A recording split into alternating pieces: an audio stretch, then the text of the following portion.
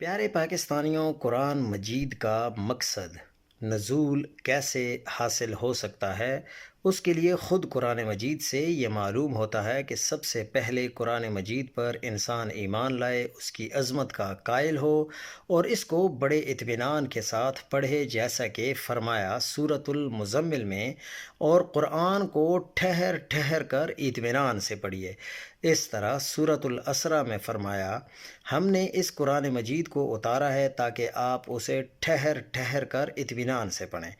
تاریکیوں سے روشنی کی طرف نکلنے کے لیے پہلا زینہ یہ ہے کہ قرآن مجید کو بڑے اطمینان اور خشوع اور خضوع کے ساتھ پڑھا جائے، اس کی عظمت کو سامنے رکھتے ہوئے کہ یہ کلام الہی ہے اور اس سے ہم فائدہ اٹھانا چاہتے ہیں۔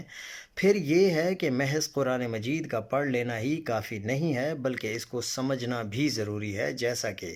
آج کل ہمارے ہاں رواج ہے، یا بلاد عجم میں دیگر مقامات پر بھی یہ رواج ہے، بلکہ اب تو عربوں میں بھی یہ مصیبت آ گئی ہے کہ قرآن مجید پڑھتے ہیں، سمجھتے نہیں ہیں۔